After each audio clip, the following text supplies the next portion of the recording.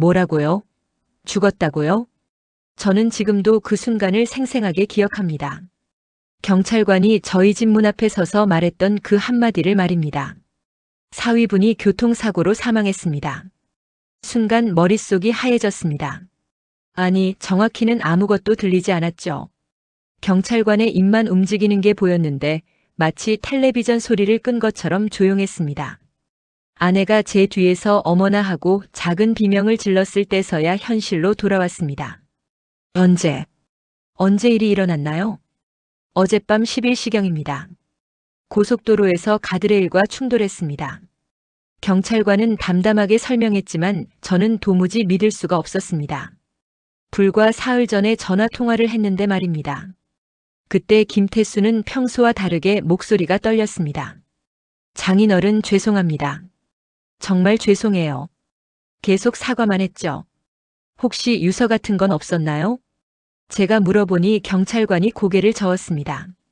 단순 교통사고로 보입니다만 정확한 원인은 조사해봐야겠습니다. 아내는 벌써 울음을 터뜨렸고 저는 그냥 멍하니 서 있었습니다. 사위가 죽었다는 사실보다도 왜인지 모르게 석연치 않은 기분이 들었거든요.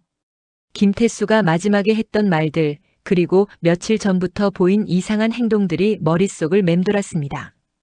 경찰관이 돌아간 후 저는 딸에게 전화를 걸었습니다. 지수야, 태수가. 말을 채 끝내기도 전에 딸의 울음소리가 들려왔습니다. 아, 벌써 연락을 받았구나 싶었죠. 아빠 어떡해요? 정말 어떡해요? 지수의 목소리에는 슬픔뿐만 아니라 다른 감정도 섞여 있었습니다. 두려움 같은 것 말입니다. 마치 무언가를 알고 있는 듯한 목소리였죠. 그날 밤 저는 잠을 이룰 수 없었습니다. 창밖을 바라보며 생각했습니다. 김태수의 죽음이 정말 단순한 사고일까? 아니면 다른 이유가 있는 걸까? 불안한 마음이 계속 들었습니다. 아내는 제 옆에서 흐느끼고 있었고 저는 그냥 천장만 바라봤습니다. 이상하게도 눈물이 나오지 않았거든요. 대신 가슴 한구석이 무겁게 내려앉는 느낌만 들었습니다. 몇 달 전 일을 떠올려 보면 그때는 정말 행복했습니다. 37년간 다닌 시청에서의 마지막 날이었죠. 동료들이 꽃다발을 들고 와서 제게 건네며 말했습니다. 성호 씨 정말 수고 많으셨어요. 이제 편히 쉬세요. 우리 중에 가장 깨끗하게 일한 사람이에요. 부럽습니다. 저는 그 말들을 들으며 뿌듯했습니다. 평생 한 푼 부정하게 번 적 없이 살아왔거든요. 월급쟁이로 큰돈은 못 벌었지만 양심만큼은 깨끗하다고 자부했습니다. 퇴직금 봉투를 받을 때의 그 기분은 지금도 잊을 수 없습니다. 두툼한 봉투를 만지작거리며 생각했죠. 이 돈으로 아내와 함께 시골에서 조용히 살 수 있겠다고 말입니다. 여보, 이제 정말 우리 시간이네요. 아내가 제 팔짱을 끼며 말했습니다. 저도 웃으며 대답했죠. 그러게요. 앞으로의 삶은 웃음뿐일 것 같아요. 사무실을 나서며 동료들과 마지막 악수를 나누었습니다. 그때 김 과장이 제 손을 꽉 잡으며 낮은 목소리로 말했습니다. 성호 씨, 요즘 투자 사기 정말 많으니까 조심하세요. 특히 가족이라도 함부로 믿으면 안 돼요. 저는 그때 웃으며 대답했습니다. 무슨 소리예요? 제가 그런 거에 속을 사람 같아요? 하지만 김 과장의 표정은 진지했습니다. 아니에요. 요즘 수법이 교묘해요. 정말 조심하세요. 그 말을 들을 때는 별로 심각하게 생각하지 않았습니다. 저는 37년간 공무원으로 일하며 온갖 사기꾼들을 봐왔거든요. 누가 진짜고 누가 가짜인지 구별할 자신이 있었습니다. 집으로 가는 길에 아내와 함께 계획을 세웠습니다. 시골에 작은 집을 사서 텃밭을 가꾸며 살겠다고 말입니다. 아내는 고구마랑 감자 키워서 손자들 줄 거야라며 신나했죠. 그날 저녁 가족들이 모여 저의 은퇴를 축하해줬습니다. 딸 지수와 사위 김태수도 왔죠. 김태수는 평소보다 말이 많았습니다. 장인어른 정말 고생 많으셨습니다. 이제 좋은 일만 남았어요. 그때는 그 말이 진심에서 나온 것이라고 믿었습니다. 김태수의 번드르르한 말투를 듣고 있으면 왠지 미래가 밝게 느껴졌거든요. 아버지 건강하시니까 앞으로 좋은 일 많이 하실 거예요. 지수도 제 손을 잡으며 말했습니다. 그 순간만큼은 정말 행복했습니다. 가족들에게 둘러싸여 축복받는 기분이었죠. 은퇴 한 달 후 저희 집에서 가족 저녁 식사를 했습니다. 아내가 준비한 갈비찜이 식탁에 올라왔죠. 김태수는 평소보다 더 양복을 말끔하게 차려입고 왔습니다. 장인어른 말씀드릴 게 있어요. 김태수가 갑자기 진지한 표정으로 말을 꺼냈습니다. 저는 젓가락을 놓고 그를 바라봤죠. 요양원 사업 어떠세요? 요즘 완전 황금 시장이에요. 요양원이요? 네, 정부에서 지원도 빵빵하게 나오고 고령화 시대라 망할 일이 없어요. 김태수는 스마트폰을 꺼내더니 여러 자료를 보여줬습니다. 수익률 표, 정부 지원 내역, 성공 사례들이 쭉 나열되어 있었죠. 저는 처음에는 관심이 없었습니다. 아니에요. 저는 그런 거 잘 몰라요. 장인어른, 제가 다 알아서 할게요. 장인어른은 이름만 빌려주시면 돼요. 이름만요? 네, 저는 아직 젊어서 신뢰도가 부족하거든요. 하지만 장인어른처럼 공직에서 오래 일하신 분이 대표로 계시면 다르죠. 김태수의 말에는 논리가 있었습니다. 실제로 저는 지역에서 신뢰받는 사람이었거든요. 하지만 여전히 망설여졌습니다. 돈은 얼마나 들어가는데요? 장인어른 퇴직금 정도면 충분해요. 1년 안에 2배는 벌어드릴게요. 그때 지수가 조심스럽게 끼어들었습니다. 아빠 어떠세요? 당신이 좋다면 저도 괜찮아요. 지수의 얼굴에는 미묘한 표정이 있었습니다. 마치 무언가 걱정하는 듯한 눈빛이었죠. 하지만 저는 그때 그것을 눈치채지 못했습니다. 장인어른 정말 후회 안 하실 거예요. 제가 책임지고 운영하겠습니다.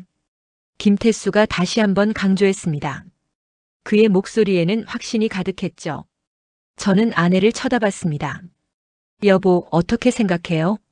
글쎄요. 잘 모르겠어요. 아내도 확신이 서지 않는 표정이었습니다. 하지만 김태수는 포기하지 않았죠. 장모님, 요양원에서 어르신들 보살피는 거예요. 정말 보람된 일이잖아요. 그 말을 듣자 아내의 표정이 조금 밝아졌습니다. 아내는 원래 남을 돕는 일을 좋아했거든요. 하지만 위험하지 않을까요? 제가 물어보자 김태수가 고개를 저었습니다. 전혀요. 제가 모든 걸 책임질게요.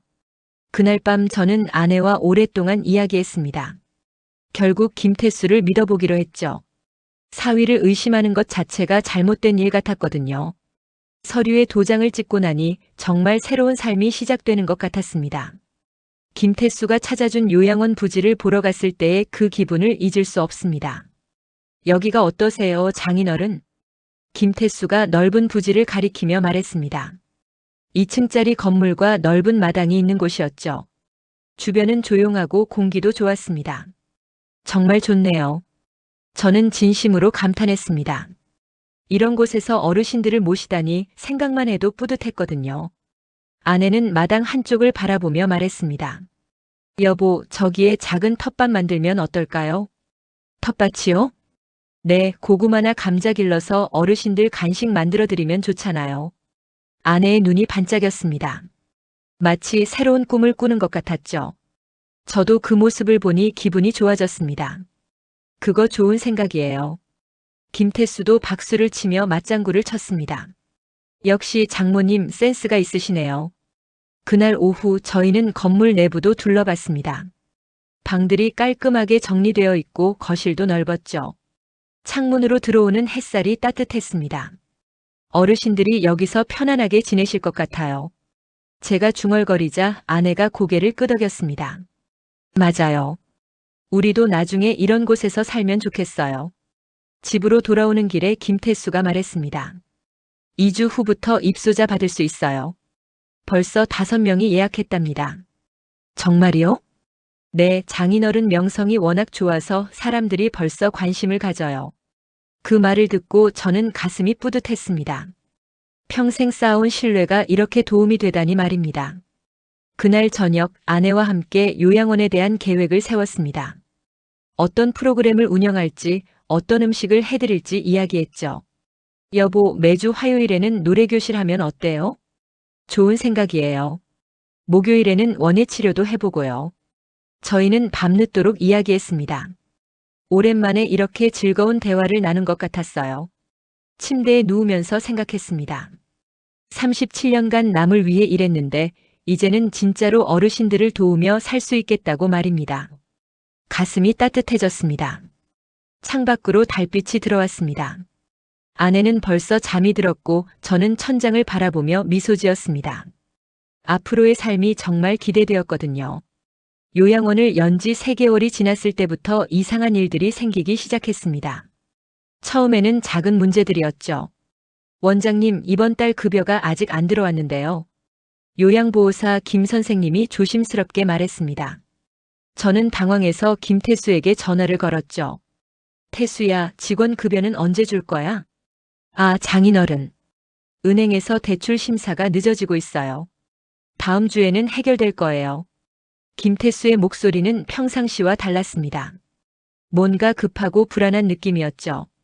하지만 저는 그냥 믿었습니다. 일주일이 지나도 급여는 나오지 않았습니다.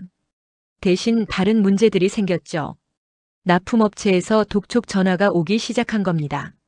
성호 원장님, 3개월치 납품비가 밀려 있는데요. 언제 결제해 주실 건가요? 죄송합니다. 곧 해결하겠습니다. 저는 그런 전화를 하루에 3~4번씩 받았습니다. 그럴 때마다 김태수에게 연락했지만 점점 연락이 잘 안 되기 시작했어요. 여보, 뭔가 이상해요. 아내가 걱정스러운 표정으로 말했습니다. 입소하신 분들도 계속 나가시고요. 정말 그랬습니다. 처음에 5명이었던 입소자가 3명으로 다시 2명으로 줄어들었죠. 이유를 물어보니 가족들이 시설 운영이 불안해 보인다고 했답니다.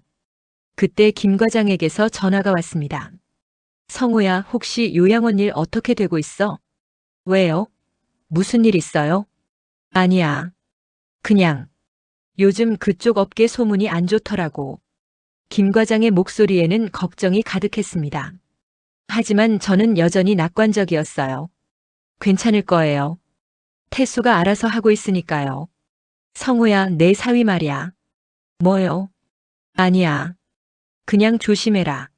전화를 끊고 나서 불안한 마음이 들었습니다.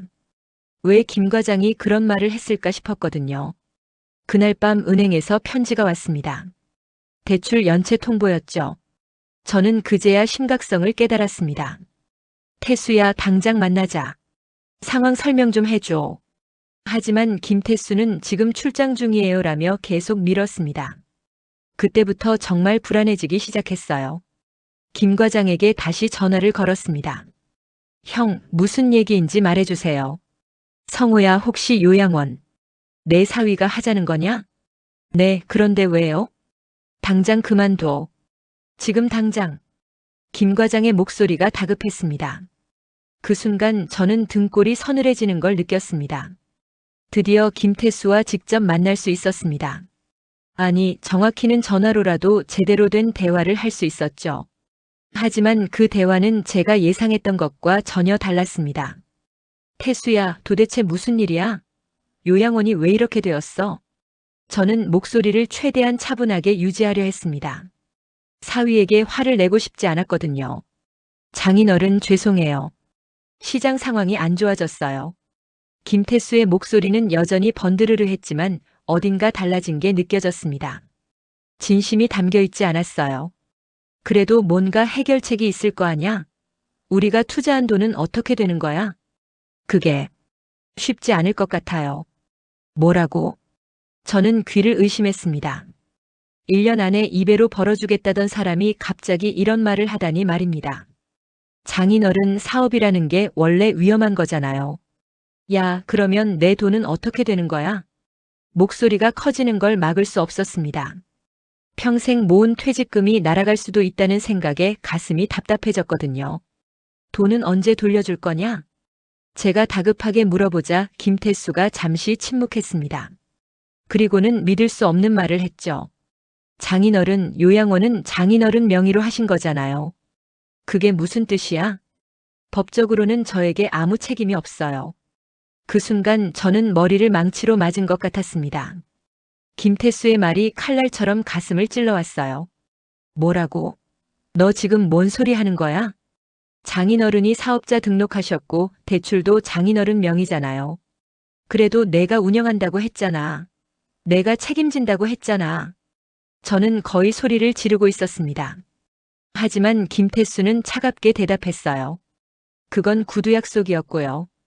법적으로는 의미가 없어요. 전화를 끊고 나서 저는 그 자리에 주저앉았습니다. 아내가 달려와서 제 어깨를 잡았지만 저는 아무 말도 할 수 없었어요. 여보, 무슨 일이에요? 아내의 목소리가 떨리고 있었습니다. 제 표정을 보니 심상치 않다는 걸 눈치챈 거죠. 며칠 후 요양원 폐업 통지서가 왔습니다. 그리고 은행에서도 연락이 왔어요. 대출금을 갚지 못하면 집을 경매에 넘기겠다는 통보였습니다. 그제야 저는 깨달았습니다. 제가 얼마나 철저하게 속았는지를 말입니다.